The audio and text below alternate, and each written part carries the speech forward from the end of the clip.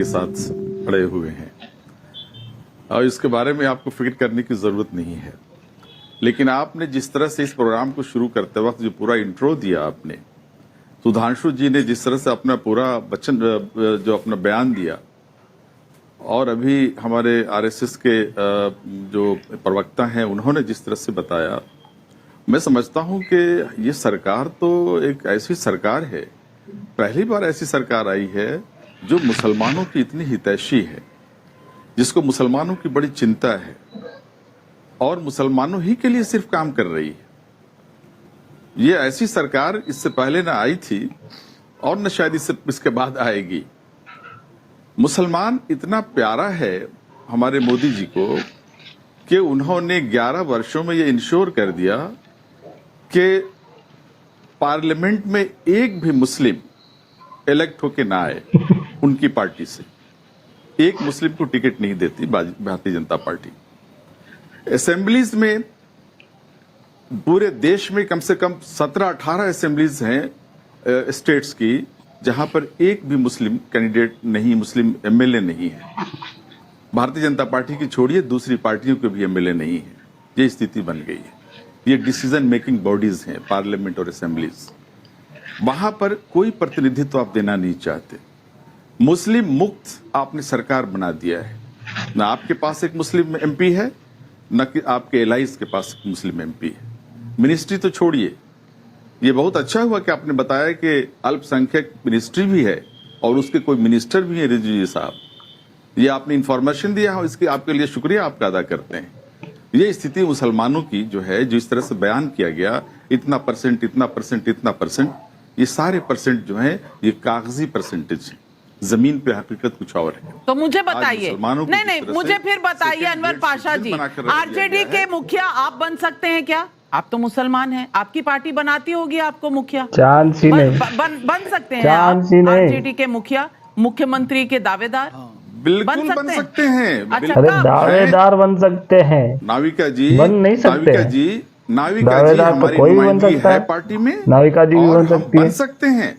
अच्छा, इसकी संभावनाएं रहती हैं हमेशा। वाह, सुधांशु त्रिवेदी जी, अनवर पाशा, तेजस्वी यादव नहीं, अनवर पाशा जी अगले कैंडिडेट हैं मुख्यमंत्री के। सुधांशु जी जवाब दे दीजिए। एमएलए तक इलेक्ट नहीं होगा।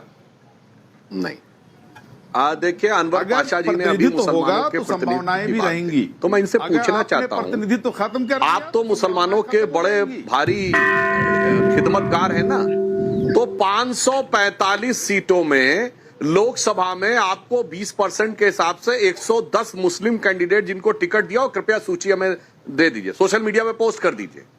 बिहार में 40 सीटें थी तो 10 मुसलमान लड़ाने चाहिए थे। जरा आरजेडी के 10 मुस्लिम प्रत्याशियों की सूची बता दीजिए।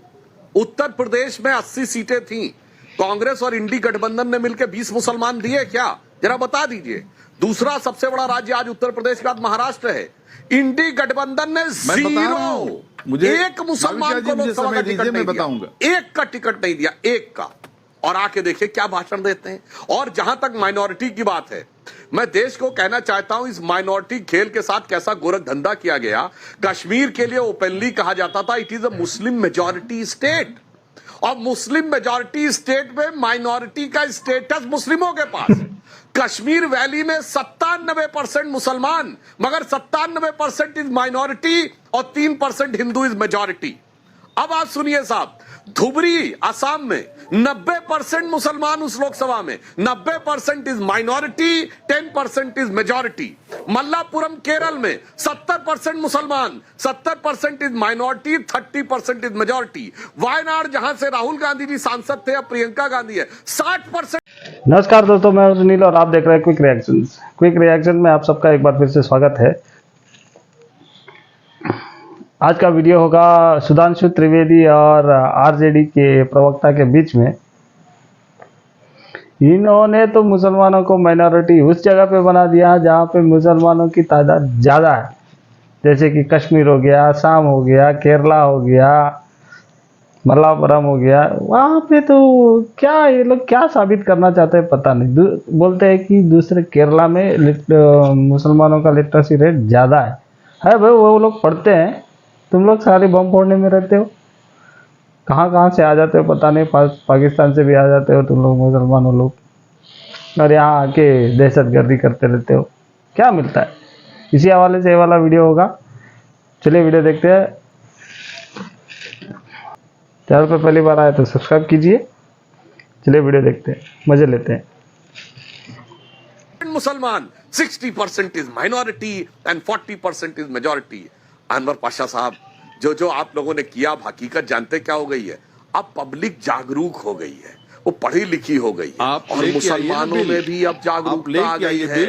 मैं पूछना चाहता हूँ, पसमानदा मुसलमानों में से कितने मुल्ला, मौलवी, मुफ्ती, मुकर्रम, हाफिज, बारी बनाए? कृपया बताइएगा, मुल्ला, मौलवी, मुफ्ती, मुकर्रम, बारी, हाफिज में कितने गद्दी, घोसी, जुलाहा, अंसारा, बेहना, मिरासी हैं? हम बताते हैं, हमने केवल 2024 में 81 महामंडलेश्वर शेड्यूल कास्ट से बने।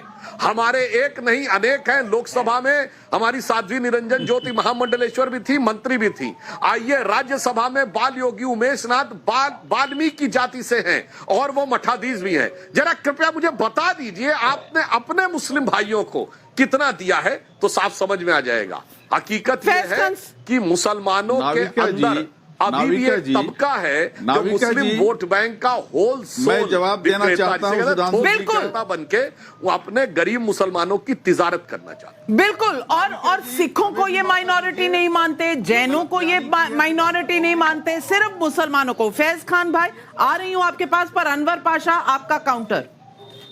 हमें दीजिए मौका। नाविका जी, जो गलत बयानी की है सुधांशु जी ने, दे दिया ना मौका। सर, आप ही को कह रही हूं, बोलिए काउंटर। गलत बयानी की है, मैं उनको आंकड़े बता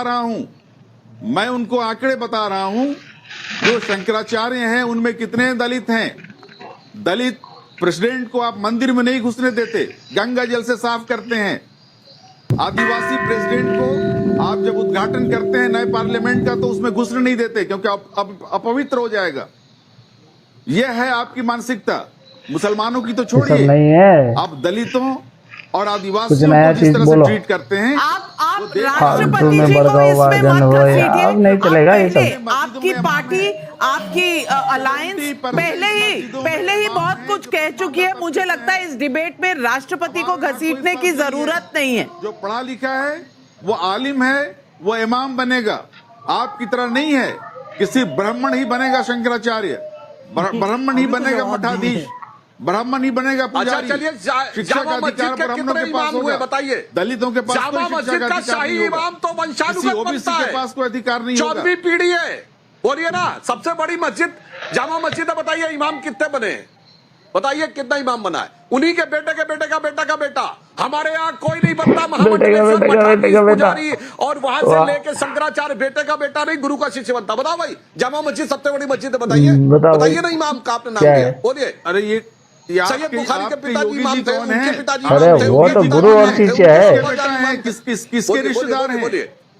किसके रिश्तेदार हैं? योगी जी के तो पिताजी नहीं थे मठाधीश, उन्होंने गुरु और शिष्य के रूप में लिया है। किसके रिश्तेदार हैं भाई? मैंने सिर्फ इतना पूछा था, मुल्ला, मौलवी, मुफ्ती, मुकर्रम, बारी में बोलने के बजाय गिना देते ना कितने हैं, उनसे क्या रिश्ता था उनका, ये भी बताइए आप। नहीं, लेकिन अनवर पाशा मुद्दे को घुमा रहे हैं। फैसला भाई, ये मुद्दे को क्यों घुमा रहे हैं? ये 3 तलाक पर जवाब क्यों नहीं देते? ये क्यों नहीं मानते कि अगर हज पर जाना हो तो पहले महिलाओं को हमेशा भाई या पिता के साथ जाना पड़ता था, अब ऐसा नहीं है, उनका सशक्तिकरण हुआ है। ये शाहबानो केस का उल्टा करने वाले ये आज मुसलमानों के इतने हिमायती हो गए। शाहबानो मुसलमान नहीं थे क्या? बिस्मिल्लाहिर्रहमानिर्रहीम, रब्बिश रहली सदरी व यसिरली अमरी वहलुल उक़दतम मिन लिसानी यफ़क़हू क़ौली। बिरादरान हिंद, अस्सलाम वालेकुम रहमतुल्लाहि व बरकातहू। भारत माता की जय। आदरणीय नाविका जी, देखिए, ये शाहबानो वाला मामला हो या हज में महिलाओं को गैर महरम, मतलब बिना महरम के साथ जाने का अधिकार, यानी वो अकेली अब जा सकती हैं, या फिर आज का कोटा बढ़ाया जाना हो, ये सब मोदी सरकार ने किया है और इस पर कई बार चर्चा हो चुकी है। मैं आंखों देखी बात करूंगा, क्योंकि यहां पर मुसलमानों की बात हो रही है, क्योंकि ओवैसी जी ने यह कहा है कि मुसलमान 2ym दर्जे का नागरिक हो गया, बहुत असुरक्षित हो गया है, उन्हें भगाया जा रहा है। मैं विशुद्ध आंखों देखी आस्था की बात करूंगा, और सुधांशु भैया भी उस समय गवाह थे मेरे साथ।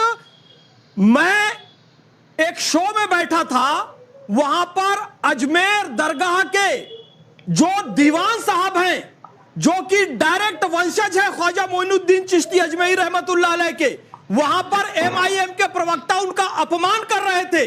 और प्रधानमंत्री नरेंद्र मोदी जी अजमेर दरगाह में हर साल चादर भेजते हैं।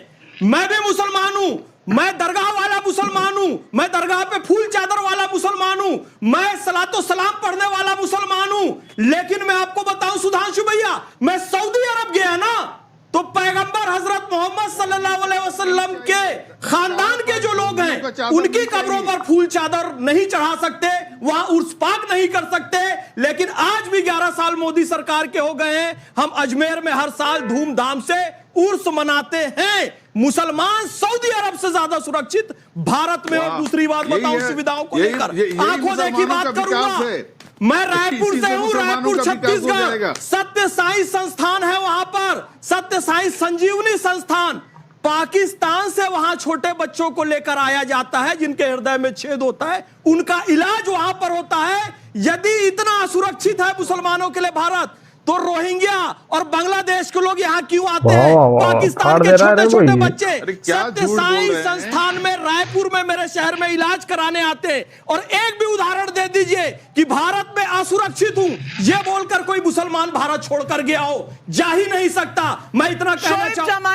फैज खान ने बहुत सवाल उठाए हैं, जवाब दीजिए। ये क्या जवाब देगा, ये तो फालतू अनपढ़ साला। नहीं, देखिए सवाल तो माननीय मंत्री जी अल्पसंख्यक विरोध मंत्रालय के मंत्री किरण रिजिजू ने उठाए थे कि मुसलमान जो है वो पलायन नहीं कर रहा। अरे पलायन नहीं कर रहा, ये हमारी देशभक्ति का सबूत है कि हमारे गुजरात दंगों के बाद भी, मुरादाबाद के बाद भी, पलायन नहीं करते, वहां से फल लेके आके यहाँ पे फोड़ते हैं, जिसको बम कहते हैं। अल्लाह का नाशुक्रापना बोलते हैं। अल्लाह ने इतनी हरी भरी धरती दी, खाना दिया, और परसेंटेज 14.22% है 2011 की जनसंख्या के अनुसार, जनगणना के अनुसार। और नाविका जी ने बताया इतने परसेंट होने के बाद भी सारी योजनाओं में 30% से ज्यादा लाभ है। उसके बाद भी हम ये कह दें कि हमको यहाँ पर फायदा नहीं मिलता है, असुरक्षित है, तो इसको अल्लाह का नाशुक्रापन कहते हैं। और मैं आपको बताऊं, इतना ही नहीं, अरे आप लोगों ने कहा कि मॉब लिंचिंग होती है कश्मीर से, तो हिंदुओं को खाली ही कर दिया पूरा, खत्म कर दे रहे हो। फैज खान भाई जो कह रहे हैं इसमें गलत क्या कहा उन्होंने, आप फैक्ट चेक कर दीजिए। हाँ? गलत क्या कहा बताइए।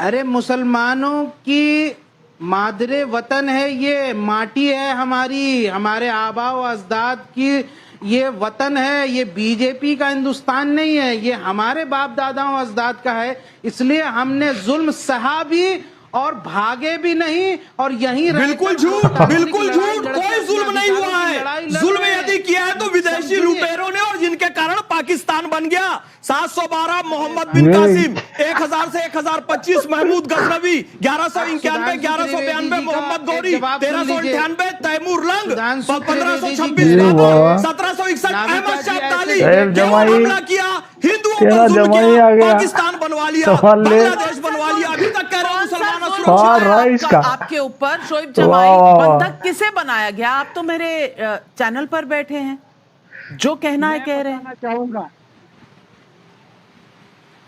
शोएब जमाई का मुंह बंद हो गया। कभी अखलाक पहलू इनके खानदानों से, इनके घर वालों से पूछकर देखा आपने? कभी अजय यादव की बात की आपने? के नाम पर पिछले कभी अजय यादव की बात की आपने? बंद है, बताइए। कभी कन्हैया की बात की आपने? कभी रामगोपाल मिश्रा की बात की? मैं जवाब देता हूँ, नाविका जी सुनिए, सुनिए, अरे भाई सुनिए, क्या जवाब देगा रे बाबा तू? अभी सुधांशु त्रिवेदी ने कहा कि मुसलमान पिछड़े हो गए, मौका नहीं मिला। इस देश में सबसे ज्यादा लिटरेसी रेट जो है वो केरला के अंदर है। सबसे ज्यादा संपन्न मुसलमान केरला में, सबसे ज्यादा पढ़े लिखे मुसलमान केरला में। वो किस लिए? क्योंकि उन्होंने मेहनत किया, पढ़ाई किया, ऊपर आए जिंदगी में। मुसलमानों के साथ क्या कर रहे हो? नहीं हुआ, तो केरला संपन्न हो नहीं, तो केरला क्या किसी और देश में है क्या? कैसे लगा? चलो, ये वाला वीडियो अच्छा लगा तो प्लीज लाइक शेयर और सब्सक्राइब कीजिए। मिलते हैं अगले वाले वीडियो पे। जय श्री राम।